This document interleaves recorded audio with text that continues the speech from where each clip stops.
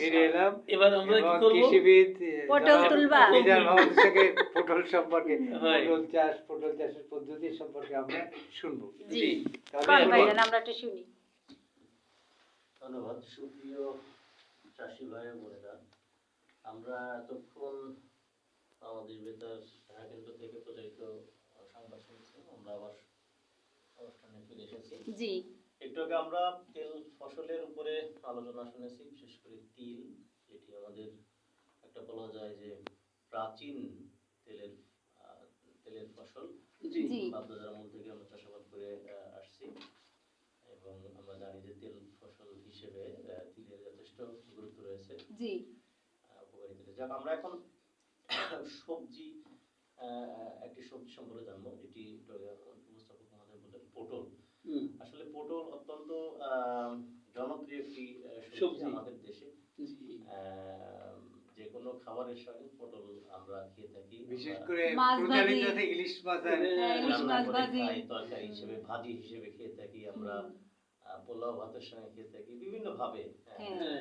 পটল আরেকটা ভাজিটাই বেশি মজা লাগে, খুব দরকারি। আর কারণ কন্ত ভাইয়া মেয়েদের কাছে, কেন মেয়েদের ওই চোখের তুলনা দেয় না, পটল তুলা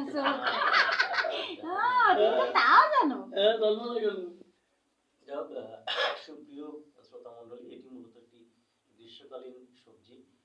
অনেক সময় আমরা জানি যে বর্ষাকালে যখন সবজি খুব একটা পাওয়া যায় না, তখন কিন্তু আমরা এই পটলের মাধ্যমে কিন্তু পটল প্রচুর পাওয়া যায়। তখন গ্রীষ্ম বর্ষাকালে সবজির অভাব, পটল দিয়ে আমরা অভাবটা পূরণ করে থাকি। বাংলাদেশের রংপুর, রাজশাহী, বগুড়া, পাবনা, কুষ্টিয়া, যশোর সহ খুলনা অঞ্চলেও পটলের চাষ হয়। বিভিন্ন রকম জাত রয়েছে পটলের, বিভিন্ন রকম হাইব্রিড জাত আমরা বাজারে দেখে থাকি। এছাড়া বাংলাদেশ কৃষি গবেষণা ইনস্টিটিউট কর্তৃক উদ্ভাবিত বাড়ি পটল 1 এবং বাড়ি পটল 2 চাষ করা হয়ে থাকে।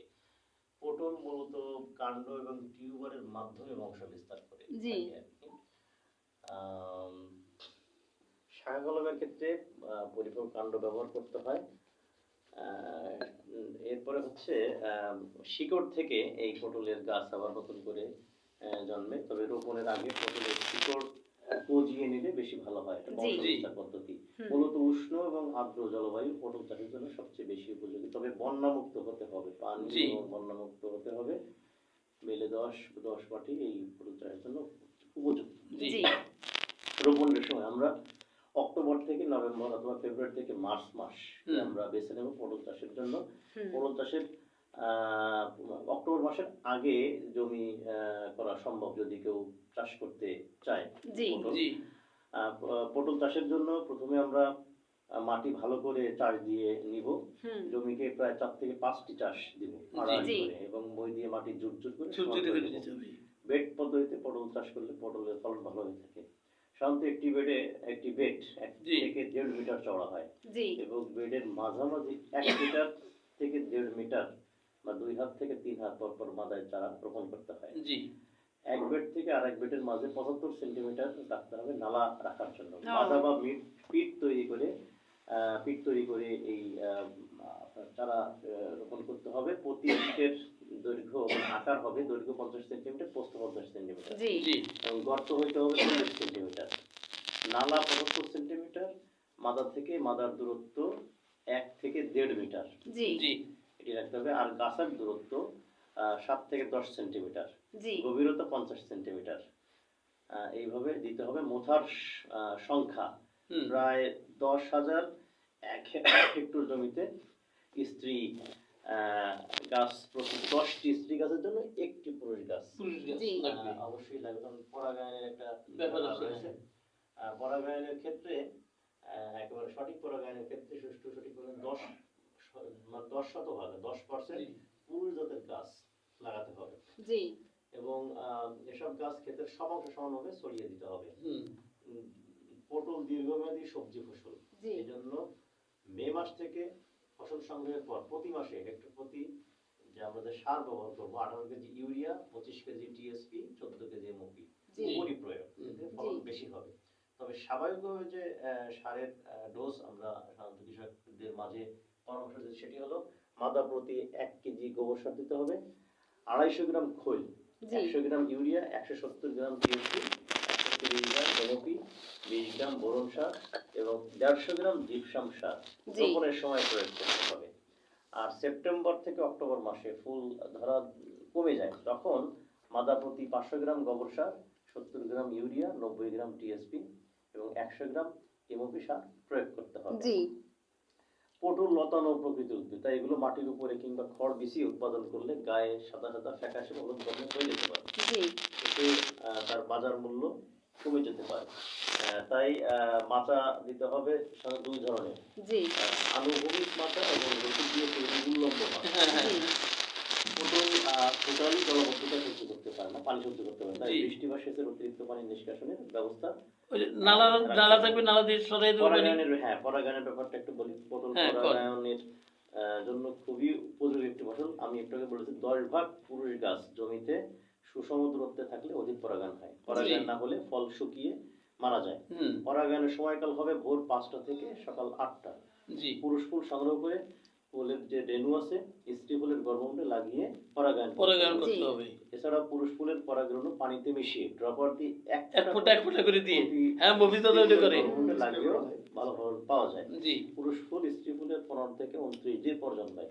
তাই পুরুষ গাছ স্ত্রী গাছ 15 থেকে 20 ভাগ আগে, 15 থেকে 20 দিন আগে লাগানো উচিত। জি এছাড়া আমরা জানি যে পটলের জমিতে আরো সমস্যা রয়েছে, পোকামাকড়ের উপদ্রব হতে পারে। পোকামাকড়ের ভিতরে মাছি পোকা, তারপর হচ্ছে কাটলে পোকা, জি। লাল মাকড় ইত্যাদি আক্রমণ করে থাকে। আর রোগের ভিতরে রয়েছে শিকড় গিট রোগ, পাউডারি মিলডিউ, কাণ্ডের রস ঝরা ইত্যাদি। জি তো আমরা মাছি পোকা একটি পোকা নিয়ে একটু কথা বলবো খুব সংক্ষেপে। সেটি হলো এটি ভিতরে ছিদ্রে ডিম পাড়ে আর কি। হ্যাঁ জি তো ডিম ফুটে কিড়া বের হয়। তো এই মাছি পোকা দমনের জন্য আমাদেরকে ফেরোমন ফাঁদ জামাই ফাঁদ জামাই মারা কল। ফাঁদ ব্যবহার করতে হবে। ফেরোমন ফাঁদ ব্যবহার করলে এটি ওই স্ত্রী পোকার হরমোন ব্যবহার করা হয়ে থাকে। এটা পুরুষ পোকা অনেক দূর থেকে এসে আকর্ষিত হয় এবং ওখানে ফাঁদের উপর পড়ে মারা যায়। ফলে আমাদের বংশ বিস্তার হয় না, বংশ বিস্তারে বাধা রোধ হয় এবং এটার হয় না আর কি, অনেক অংশ কমে যায়। অনেক অংশ কমে যায়। আর এছাড়াও আমরা রাসায়নিক কীটনাশকও প্রয়োগ করব, আর আমাদের জৈব বলয়নাশক এগুলো প্রয়োগ করব। অন্যান্য রয়েছে পোকামাকড় রোগ ব্যাধির জন্য। যাই হোক, আমি কৃষক ভাইদেরকে ধন্যবাদ জানাচ্ছি যে আপনারা মনোযোগ সহকারে শুনেছেন। এবং পটল চাষ করতে হবে, বিশেষ করে বর্ষাকালে।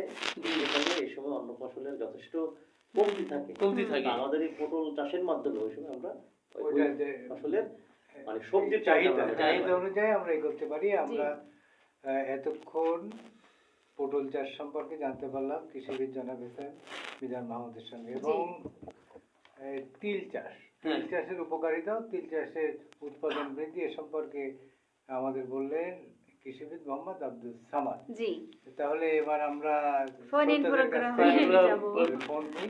ফোন আসলে ধরবো, ধরলে তাহলে আমরা জানতে পারবো কার কি সমস্যা আছে। যদি আসে, হ্যাঁ এটা ফোন আসবে। ধরো। হ্যালো, হ্যাঁ দাদা নমস্কার।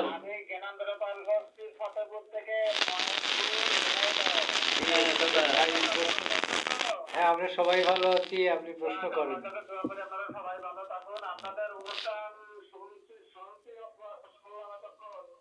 জি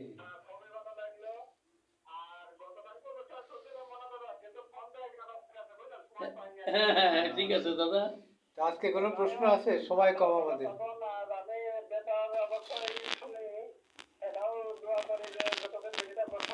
হ্যাঁ শুনবেন, নিয়মিত শুনবেন।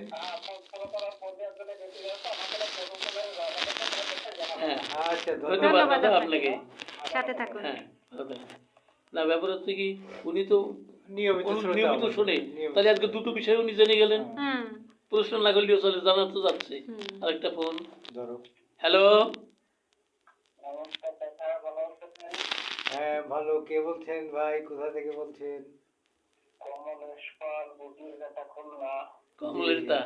হ্যাঁ ভাই, আপনার প্রশ্ন আছে নাকি? না আছে, গুরুবা দাদা আছে। হারাবে কেন আমাদের? না না কষ্ট নেবেন না। উনি কত সুন্দর গান শুক্র গালো শনি, আজকে। উনি শুক্র শনি একটু হারায় যান। হ্যাঁ দাদা ভালো আছে। শোনেন গুরুপদ দা 3 দিন থাকেন না, বৃহস্পতি শুক্র শনি অন্যান্য দিন। হ্যাঁ ওরে বাবা, তাহলে কত বড় ভক্ত। দাদা কোনো প্রশ্ন আছে? হ্যাঁ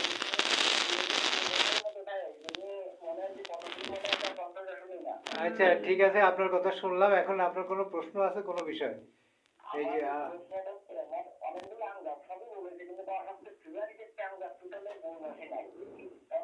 তাহলে শুনুন, কেন বল আসেনি শুনুন।